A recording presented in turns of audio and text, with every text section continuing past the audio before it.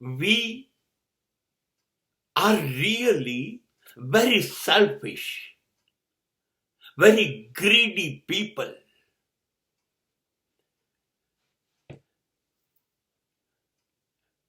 We are killing so many animals. Why to sacrifice animal? To fulfill your religion desire? Your home, Havan Yagnas are for the purpose of heaven or moksha, mukti, the ultimate freedom. તમે શું કરી રહ્યા છો? એક તો પહેલી વસ્તુ, તમે હોમ હવન યજ્ઞ કરો છો એ ઈશ્વર સાથે સોદાબાજી છે. કેમ કે એવું કહેવામાં આવતું હતું કે 100 અશ્વમેઘ યજ્ઞ કરીએ તો તમે ઇન્દ્ર બની જાઓ. અશ્વમેઘ યજ્ઞ, 100 અશ્વ. એટલે જ્યારે હવન કરો ત્યારે એની અંદર હોમ, બલિદાન, આહુતિ તમારે ઘોડાનું આપવાનું. ઈચ્છા તમે ઇન્દ્ર બની જાઓ. એવી રીતે ગૌમેઘ, તમે હવન કરો ત્યારે ગાયનું બલિદાન આપો. આવી રીતે કેટલા બધા પશુઓ નું બલિદાન આપવાનું, એટલા માટે કે તમને સ્વર્ગ મળે, તમને મોક્ષ મળે.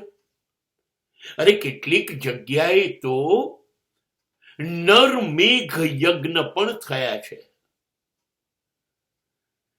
જેમાં સ્ત્રીઓને હોમવામાં આવે, બાળકોને હોમવામાં આવે, પુરુષોને. સ્વાર્થ, હું યુદ્ધ જીતું,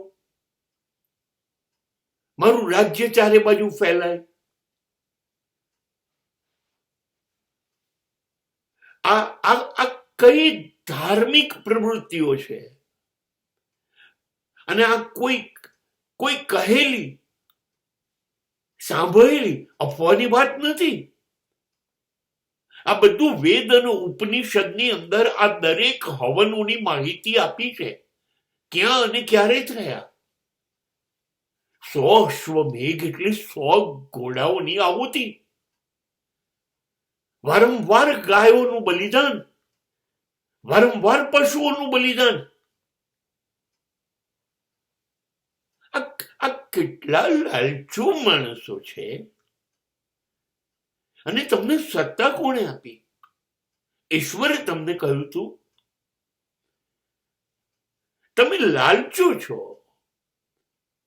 તમારા સ્વાર્થ માટે પ્રાણીઓની હત્યા કરો. અને પછી અત્યારે ગૌ બચાવો, ગૌ માતા બચાવો ના આંદોલનો કરું છું.